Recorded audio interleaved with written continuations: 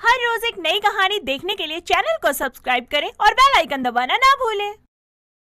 कुंती देवी अपनी बेटे की मौत के बाद से अपने खर्चों को चलाने के लिए अपनी बहू नंदिनी के साथ एक ढाबा चलाती थी, जहां उनके गुजारे के लायक ही कमाई होती थी। साथ ही कभी कभी किसी गरीब के पास पैसे ना होने की वजह से दोनों उन्हें मुफ्त में खाना खिला देती। ऐसे ही एक शाम गांव का एक मोहन नाम का आदमी उनके ढाबे पर आकर कहता है, कुंती काकी, क्या आप आज मुझे 2 लोगों के लिए खाना दे देंगी? मैं आपको कल पैसे दे दूंगा। मेरी पत्नी गर्भवती है और हॉस्पिटल में है, उसके लिए खाना ले जाना है। अरे मोहन, कोई नहीं, मैं अभी खाना पैक करवा देती हूँ। बहू, जरा 2 लोगों के लिए खाना पैक कर दे और अपनी पत्नी का ख्याल रखना। ऐसे समय में बहुत ध्यान की जरूरत होती है। जी काकी, मैं ध्यान रखूंगा। आपका बहुत शुक्रिया। सच में आपके ढाबे का खाना माँ के हाथों के खाने का स्वाद देता है। इतने में वहाँ नंदिनी हाथों में पैक किया हुआ खाना लेकर आती है और मोहन को देते हुए कहती है, ये लीजिए भैया, और भाभी को हमारी तरफ से बधाई देना। आजकल में आपके घर एक नन्हा मेहमान आ जाएगा। जरूर भाभी, शुक्रिया। अब मैं चलता हूँ, वो मेरा इंतजार कर रही होगी। इतना बोलकर मोहन खाना लेकर चला जाता है। ऐसे ही आए दिन दोनों सास बहू किसी न किसी की ऐसे ही मुफ्त में खाना देकर मदद किया करती, जिसके चलते उनके ढाबे का बहुत नाम था।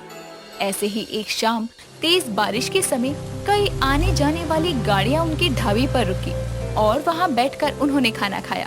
उसी समय एक बड़े से रेस्टोरेंट का मालिक घनश्याम जब उनके ढाबे के पास से गुजरा तो उसने वहां भीड़ देखकर बोला, ये सड़क पर एक ही ढाबा है और बारिशों के समय बहुत चल रहा है। बड़े ग्राहक हैं यहाँ। मुझे भी यहीं अपना एक रेस्टोरेंट खोलना चाहिए ताकि मुनाफा मुझे हो, इन गरीब सास बहू के ढाबे को नहीं। इतना बोलकर घनश्याम वहाँ से अपनी गाड़ी में चला जाता है। तो वहीं कुंती और नंदिनी बारिश में अपने ढाबे पर भीड़ देखकर खुशी से एक दूसरे की तरफ देखकर कहती है, बहू, आज हमारे ढाबे पर कितनी भीड़ है। बस भगवान ऐसे ही बरकत बनाए रखे। हाँ माँ जी, अगर हमारा ढाबा ऐसे ही चलेगा तो हम इसकी थोड़ी बहुत मरम्मत करवाने के पैसे जमा कर लेंगे। हाँ बहू, लेकिन अभी जल्दी जल्दी हाथ चला, बहुत ऑर्डर है, हमें किसी को भी भूखा नहीं जाने देना। दोनों सास बहू मेहनत करके उस दिन किसी ग्राहक को भूखा नहीं जाने देती। और तो और वहाँ खाने वाले लोगों को उनके हाथ का खाना बहुत पसंद आता है कि उनमें से कई लोग खाना पैक करवा कर भी ले जाते हैं। उस दिन दोनों की अच्छी कमाई होती है। ऐसे ही कुछ दिन बारिश के मौसम की वजह से आते जाते सैलानी उनके ढाबे पर रुककर गरम गरम खाने का स्वाद लेते। लेकिन एक हफ्ते बाद उनके ढाबे के सामने वाली बिल्डिंग में घनश्याम अपना एक आलीशान सा रेस्टोरेंट खोलता है और वहाँ से उनके ढाबे की तरफ देखता हुआ कहता है, अब देखता हूँ कैसे चलेगा इनका ये ढाबा। अरे जब बारिश में लोगों को आरामदायक सोफों पर बैठकर खाने को मिलेगा तो कौन इनकी टूटी हुई कुर्सियों पर बैठना पसंद करेगा। दोनों सास बहू के ढाबे को बर्बाद करने के लिए घनश्याम अपने रेस्टोरेंट में एक बहुत अच्छा ऑफर रखता है, जिसके चलते सभी ग्राहक उसके रेस्टोरेंट में जाने लगते हैं। ये देखकर नंदिनी अपनी सास से कहती है, माँ जी देखिए ना, जब से ये बड़ा रेस्टोरेंट खुला है इसके चकाचौंधे में सभी ग्राहक वहीं जा रहे हैं। कोई नहीं बहू, अच्छों के साथ हमेशा अच्छा होता है। हमने जब किसी का बुरा नहीं किया तो हमारे साथ भी बुरा नहीं होगा। कुंती का विश्वास रंग लाता है और तेज बरसात में एक बड़ी सी गाड़ी उनके ढाबे के पास आकर रुकती है, जिसमें से एक जसिका नाम की औरत उतरती है, जो कुंती के पास आकर बोलती है, जी इस ढाबे की मालकिन आप ही है क्या? जी मैं और मेरी बहू है, कहिए क्या काम है आपको? कुछ दिन पहले मेरी बेटी इस ढाबे पर खाना खाने आई थी और उसने घर के लिए भी खाना पैक करवाया था। जब मैंने उस खाने को चखा तो उसका स्वाद बहुत ही लाजवाब था। ऐसा स्वाद बहुत ही कम लोगों के हाथों में होता है। आपका बहुत बहुत शुक्रिया मैडम, आप इतनी बरसात में हमको हमारे खाने के बारे में बताने आई हैं। नहीं नहीं, ये सब आप गलत बोल रहे हैं। मैं यहाँ सिर्फ तारीफ करने नहीं आई हूँ बल्कि आपके फायदे के लिए आई हूँ। देखिए, मेरे एक दामाद है, उसका 5 स्टार होटल है, उसमें हमें आपके खाने की जरूरत है। मतलब मान लीजिए रोज की 150 प्लेटें खाने की चाहिए होंगी और एक प्लेट लिए हम आपको 1000 रुपए देंगे। तो क्या आप ये कर पाएंगी? सच में रोज की 150 प्लेट आप हमारे ढाबे से चाहती हैं? जी, और लोगों को अगर आपका खाना पसंद आए तो ये प्लेट इन फ्यूचर बढ़ भी सकती है। जी मैडम, हम ये कर सकते हैं। और देखिएगा, हम आपको बहुत ही स्वादिष्ट खाना बना कर देंगे। साथ ही हम साफ सफाई का भी बहुत ध्यान रखते हैं, तो हाइजीन की कोई दिक्कत ही नहीं आएगी आपको। चलिए, ये बहुत अच्छी बात है। ये 1 लाख रुपए एडवांस, बाकी के आपको कल ऑर्डर लेकर आएंगे तब मिल जाएंगे। जी जी मैडम, आपको बहुत बहुत शुक्रिया। नंदनी और कुंती इतने बड़े ऑर्डर से खुश हो जाती है और जसिका के जाने के बाद कुंती नंदनी से कहती है, बहू देखा, मैंने कहा था ना, अच्छे लोगों के साथ अच्छा ही होता है। हाँ माँ जी, हम आज जाकर सब्जियाँ ले आते हैं और कल सुबह आकर जल्दी से खाना बनाने की तैयारी करते हैं। इतना बोलकर दोनों सास बहू ढाबा बंद कर मार्केट से सब्जियां लेने चली जाती है। लेकिन ये सारी बातें कुछ दूर छुपकर खड़ा घनश्याम सुन लेता है, जो उनके जाने के बाद बोलता है, यहाँ मैंने इतने पैसे लगाकर ये महंगा सा रेस्टोरेंट खोला और इतना बड़ा ऑर्डर मिला तो इन गरीब सास बहू के ढाबे को।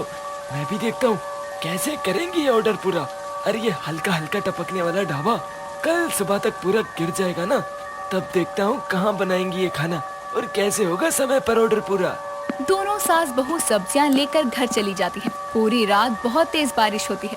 अगले दिन जब दोनों सब्जियां लेकर ढाबे पर आती है तो देखती है कि ढाबे की छत पूरी तरह से गिर चुकी है। ये देखकर नंदिनी कहती है, माँ जी, ये देखिए ना क्या हुआ। इतनी तेज तो बारिश भी नहीं हुई थी, जो छत पूरी गिर गई। अब हम खाना कैसे बनाएंगे? पहले ही दिन हमारा ऑर्डर हाथ से निकल जाएगा। बहू मुझे तो खुद टेंशन हो रही है, अब क्या करें। इतने में वहाँ मोहन आता है और कुंती व नंदिनी के ढाबे का ये हाल देखकर कहता है, अरे काकी ये क्या हुआ, ये छत कैसे गिर गई? पता नहीं बेटा, देखो कल ही हमें इतना बड़ा ऑर्डर मिला है और आज ये सब हो गया है। लगता है भगवान नहीं चाहता कि हमारे दिन बदले। नहीं काकी ऐसा मत बोलो, आपने तो भूखों का पेट भरा है तो भगवान आपकी थाली खाली नहीं करेगा। आप चिंता मत करो, मैं अपने कुछ मजदूर दोस्तों को बुला कर लाता हूँ। हम सब मिलकर कुछ ही देर में इस दीवार को ठीक कर देंगे, जिसके बाद आप खाना बनाना। मोहन अपने कुछ दोस्तों को बुला लेता है। साथ ही गांव के कुछ और लोग भी कुंती और नंदिनी की मदद को आते हैं, क्योंकि कुंती ने सबके बुरे वक्त में उनकी मदद की थी, जिसके चलते कुछ ही देर में दीवार ठीक करके मोहन ढाबे की साफ सफाई करता है। साथ ही कुंती और नंदिनी के साथ मिलकर मोहन की पत्नी और गांव की कुछ और औरतें मिलकर भी खाना बनवाती है, जिसके बाद समय पर सारा खाना बनकर पैक होकर डिलीवर हो जाता है। और फिर कुंती सबसे कहती है, आप सबका बहुत बहुत शुक्रिया, आप सबकी वजह से ये ऑर्डर पूरा हो सका है। आप सब चिंता मत करिएगा, आज के मुनाफे में मैं सबको उनके हिस्से का पैसा जरूर दूंगी। अरे कुंती काकी, ये सब हमने पैसों के लिए नहीं किया, और आपने भी तो कितने गरीबों को बिना पैसे की परवाह किए खाना खिलाया है। बेटे के ना होने के बावजूद आप दोनों ने इस ढाबे को संभाला भी, साथ ही लोगों की मदद भी की। हाँ काकी, और हमें इस बात की बहुत खुशी है कि हम आपके कुछ काम आ पाए। सच में अगर आपका ढाबा तरक्की पे होगा तो हमें बहुत ही खुशी होगी। ये सारा मंजर घनश्याम अपने रेस्टोरेंट से देख रहा था, जो खुद से कहता है, इन सास बहू के ढाबे के कारण ना जाने कितने गरीबों का पेट भरा है और मैंने इनका काम बंद करने की सोची। अगर मुझसे गलती से भी ये सब हो जाता तो ना जाने कितने लोगों की बद्दुआ लगती मुझे। भगवान ने मुझे बचा लिया पाप करने से, लेकिन अब मुझे उनसे माफी मांगनी चाहिए ताकि मेरे कुछ पाप तो कम हो। घनश्याम कुंती और नंदिनी को जाकर अपने किए की सच्चाई बताता है, जिसके बाद वो उनसे माफी भी मांगता है। कुंती भी उसे माफ कर देती है, जिसके बाद घनश्याम अपना रेस्टोरेंट बंद कर वहाँ से चला जाता है और दोनों सास बहू का ढाबा दिन दुगनी रात चौगनी तरक्की करने लगता है। कोकिला किचन में किसी काम से जाती है तो वहाँ की हालत देखकर हैरान रह जाती है। सारा किचन यूं ही अस्त व्यस्त पड़ा होता है। बस फिर क्या था, गुस्से में आकर वो अपनी बहू कंचन को जोर से आवाज लगाते हुए बोलती है, बहू, अरे ओ कंचन बहू, कहाँ मर रही है कामचोर? क्या हो गया सासू माँ, क्यों अपने गले को सुबह सुबह लाउड स्पीकर बना रही हो? सुबह? अरे दोपहर के 1 बज रहे हैं और तूने अब तक किचन की सफाई नहीं करी। अरे इतनी कामचोरी क्यों करती है? वो सासू माँ, कमरे में झाड़ू लगाते लगाते मेरी आँख लग गई थी तो मैं सो गई। अब तो उठ गई ना बहू, जा जाकर किचन की सफाई कर, सारा सामान फैला हुआ है। अब सास की कही तो कंचन को माननी पड़ती है और वो सर खुजाती हुई किचन में जाती है और जल्दी जल्दी में सारे काम खत्म करके हॉल में आकर फोन चलाने बैठ जाती है। तभी सास फिर रसोई में पानी पीने के लिए चक्कर मारती है तो देखती है कि धुले बर्तनों में से पानी टपक रहा है और वहाँ का सारा कूड़ा दरवाजे के पीछे पड़ा है। तभी वो फिर कंचन को आवाज लगाकर बोलती है, बहू, अरे ओ बहू, क्या हो गया सासू माँ? 2 मिनट सुकून से बैठ क्या गई, उतने में ही अरी बहू बोल बोल कर दिमाग खराब कर दिया मेरा। अरे मुझे तेरा नाम लेने का शौक नहीं है, पर काम की जगह काम चोरी करेगी तो सुनेगी ही ना। ये कौन से तरीके से बर्तन धोए हैं तूने? साबुन अभी तक लगा हुआ है और ये कचरा पेटी में डालने के कोई बाहर से आएगा? आपने किचन साफ करने के लिए कहा था ना सासू माँ, वो मैंने कर दिया है। अब आप मेरे कामों में कमियां मत निकालो। अरे जरा सा घर का काम नहीं होता, वो भी करने में तुझे आफत आती है। अपने मायके में भी ऐसे ही काम चोरी करती थी क्या? मेरे मायके वालों पर तो आप जाओ ही मत। मेरी माँ मुझसे इतना काम नहीं करवाती थी। करवाती भी कैसे? वहाँ भी तू ऐसे ही आड़े टेढ़े काम करती रहती होगी। बहू थोड़ी तो समझदार बन जा, कब तक ऐसे आधे अधूरे काम करती रहेगी? अरे ठीक याद दिलाया सासू माँ आपने। आधे अधूरे रिश्ते नाटक आने का टाइम हो गया है, मैं चलती हूँ। अरे रुक जा। कोकिला बोलती रह जाती है पर कंचन एक नहीं सुनती। कंचन की शादी कोकिला के बेटे प्रेम से हुई थी। शादी के 1 महीने तक तो सब ठीक चला, लेकिन धीरे धीरे कोकिला को पता चला कि उसकी बहू कंचन 1 नंबर की कामचोर और काम से जी चुराने वाली लड़की है। कंचन अपनी सास की कही बात मानती, लेकिन काम करने से हमेशा आलस दिखाती। एक सुबह नाश्ते के समय प्रेम कोकिला खाने की टेबल पर बैठे नाश्ते का इंतजार कर रहे होते हैं। तभी प्रेम बोलता है, कंचन यार कहाँ हो और कितना इंतजार करना पड़ेगा नाश्ते के लिए? तुझे नाश्ता चाहिए? यहाँ इस बुढ़िया को सुबह की चाय तक नसीब नहीं हुई। चाय नहीं मिली?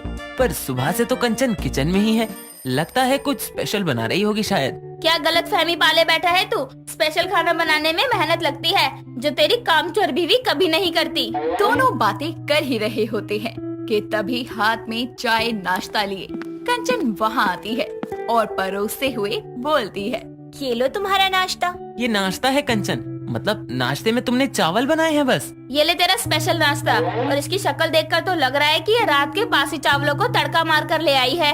बिल्कुल सही पहचाना सासू माँ, मैंने रात के बासी चावलों में तड़का लगा दिया है। प्रेम जी खा के बताइए ना कैसे बने हैं। मैं फ्राइड राइस बहुत अच्छे बनाती हूँ। क्या कंचन, मतलब तुम मुझे बासी चावल का नाश्ता करवाओगी? अरे कुछ फ्रेश बना देती तो क्या घट जाता तुम्हारा? अजी आपको ऑफिस जाने में देरी ना हो जाए, इसलिए जल्दी जल्दी में मैंने यही बना दिया। अरे ओ कामचोर, क्यों बहाने बना रही है? सीधा सीधा कहना नाश्ता बनाने के काम से बचने के लिए रात के चावलों को तड़का लगा कर ले आई। अरे तो क्या हो गया, खाना तो खाना ही होता है ना, भले ही वो रात के बचे हुए बासी चावल ही क्यों ना हो। आपको नहीं खाना तो मत खाओ, पर कम से कम मेरे प्रेम जी को तो खाने से मत रोको। मुझे तो भूख ही नहीं है और वैसे भी मुझे ऑफिस के लिए देर हो रही है, मैं चलता हूँ। इतना कहकर प्रेम बिना नाश्ता किए ही चला जाता है और तभी कंचन गुस्से में बोलती है, अब भला ये क्या बात हुई? एक तो इनके लिए नाश्ता बनाओ, ऊपर से इनके नखरे झेलो। पड़ गई कलेजे को ठंडक, ये ले खुद ही ठूस ले अपने फ्राइड राइस, कामचोर कहीं की। तभी कोकिला मुंह बनाए हुए वहाँ से चली जाती है। समय बीतता है, कंचन की कामचोरी ऐसे ही बरकरार रहती है। एक शाम कोकिला की पड़ोसनी विनीता और अनीता गप्पे मारने घर आती है और उन्हें देखकर कोकिला बोलती है, अरे विनीता अनीता आओ बैठो, क्या हाल है? हाल तो ठीक ठाक है कोकिला बहन, बाजार से लौट रहे थे तो सोचा तुमसे मिलते चलें। हाँ, वैसे भी हम तो कम ही निकले थे बाहर, तो सोचे थोड़ा बतिया भी लेंगे तुमसे। सही किया जो चली आई। तुम दोनों बैठो, मैं चाय लेकर आती हूँ, फिर आराम से बात करेंगे। का हो, जब घर में बहुरिया है तो तुम काहे किचन में पाँव रखोगी? बहू से बनवाओ चाय। अरे वो क्या हुआ, बहू कहीं बाहर गई है क्या? नहीं घर में ही है, बोलती हूँ। अरे बहू, ओ कंचन बहू, जरा इधर तो आना। हाँ सासू माँ कहिए। अरे इसमें कहना का है, दिख नहीं रहा है, घर में 2 ठो मेहमान आए हैं तो चाय पानी का इंतजाम करो। हाँ अभी लाई। इतना कहकर वो पैर पटकती हुई वहाँ से चली जाती है और किचन में जाकर चाय के लिए पानी चढ़ाकर बोलती है, ओहो, अब ये पड़ोस ने यहाँ बैठकर गप्पे हाकेगी। अब इनके लिए मैं गर्मी में खड़ी होकर चाय बनाऊं, क्या मुसीबत है। यहाँ वैसे ही काम करने का मन नहीं करता, ऊपर से लोग आकर बाकी का काम बढ़ा देते हैं। अब कामचोर कंचन आदत अनुसार बिना उबले पानी में चाय पत्ती, दूध और नाम मात्र चीनी डालकर जल्दी चाय बनाकर तैयार करके हॉल में देकर अपने कमरे में आराम करने निकल जाती है और चाय का एक घूंट भरते ही विनीता अनीता थूकते हुए बोलते हैं। आठू, चाय है कि काढ़ा? अरे कोकिला, तोरी बहू की अम्मा का चाय बनाना सिखाई नहीं है का? अरे इसे चाय बोलना भी पाप है, लगता है बिना उबाले ही कप में ले आई हो। माफ करना, ये मेरी बहू एक नंबर की कामचोर है, हर काम में इसे काम चोरी करनी होती है। अरे ऐसी बहुरिया हमरी हो तो लतियाई के रास्ता पे ले आए हम तो। हाँ कोकिला, अरे अभी नहीं सुधारेगी अपनी बहू को तो एक दिन तेरे ही सर पर बैठकर तांडव करेगी। चल विनीता। दोनों पड़ोसनी वहाँ से चली जाती है और उनकी कही बातों से कोकिला सोच में पड़ जाती है। साथ ही अपनी कामचोर बहू को लाइन पर लाने की ठान लेती है। एक दिन कंचन छत से लाए कपड़ों में से अपने कपड़े छाट ही रही होती है तो देखती है कि उसके धुले हुए कपड़े भी गंदे दिखाई दे रहे हैं और उनमें से कुछ गीले तो आधे सूखे हुए होते हैं। तभी वो अपनी सास से बोलती है। सासू माँ, ये कैसे कपड़े धोए हैं आपने? जरा से भी साफ नहीं लग रहे, कितने मैले हैं। और अभी तो ये ढंग से सूखे भी नहीं थे, आप गीले ही उतार के ले आई। अरे बहू, मैंने तो कपड़े एक बार मशीन में घुमा कर निकाल लिए, अब तो मैं ऐसे ही कपड़े धोती हूँ। ओहो सासू माँ, एक बार घुमा देने से कपड़े थोड़ी ना साफ हो जाते हैं, उन्हें हाथों से भी तो रगड़ना होता है। आप काम चोरी कैसे करने लगी? अरे बहू, तुझसे ही तो सीखा है काम चोरी का हुनर। वैसे सही है, काम जल्दी भी हो जाता है, ज्यादा मेहनत भी नहीं करनी पड़ती। इतना कहकर कोकिला हंसती हुई वहाँ से चली जाती है और कंचन उसे देखते रह जाती है। एक दिन सर पर पट्टी बांधे कंचन कोकिला से बोलती है। सासू माँ, हाय, मेरे सर में बड़ा दर्द हो रहा है। हाँ तो गोली खा ले, आराम पड़ जाएगा। ना ना सासू माँ, बस आप मेरे लिए एक कप कड़क इलायची वाली चाय बना दो, उसी से आराम हो जाएगा। चाय? हाँ हाँ क्यों नहीं, अभी लाती हूँ। बस फिर क्या था, सास भी बहू की तरह बिना दूध ज्यादा पत्ती की चाय उबालकर उसे पकड़ा देती है। चाय पीकर उगलते हुए कंचन बोलती है। सासू माँ, ये क्या कच्चे पक्के से चाय पिला रही हो? दूध कहाँ है इसमें? अरे बहू, दूध था नहीं घर में, अब कौन इतनी दूर जाकर दूध लाए, तो बस जैसे तैसे चाय बना दी और पिला रही हूँ तुझे। वैसे भी बिना दूध की चाय क्या चाय नहीं होती? कंचन समझ जाती है कि सास ये सब क्यों कर रही है। तभी कंचन बोलती है। बस बस सासू माँ, मैं समझ गई। अब मैं सारे काम ढंग से करूँगी और बिल्कुल काम चोरी नहीं करूँगी। क्या हुआ? अब खुद को दिक्कत हो रही है तो पता चला। चल अब अकल ठिकाने आ ही गई होगी तेरी, इसलिए जा अपने और मेरे लिए एक मस्त सी चाय बना कर ला। हाँ, लेकिन पहले दूध तो ले आऊं दुकान से। अरे पगली, दूध तो फ्रिज में ही पड़ा है, वो भी एक भगोना। तो तेरी काम चोरी के चलते मैंने जानबूझकर दूध नहीं डाला, अब जा। जिसके बाद कंचन हंसती हुई किचन में चली जाती है और उसके बाद वो कभी भी काम से जी नहीं चुराती। दोस्तों, अगर आपको ये कहानी पसंद आई तो इसे लाइक करें, शेयर करें और कमेंट करके बताएं कि कहानी में आपको सबसे अच्छा क्या लगा।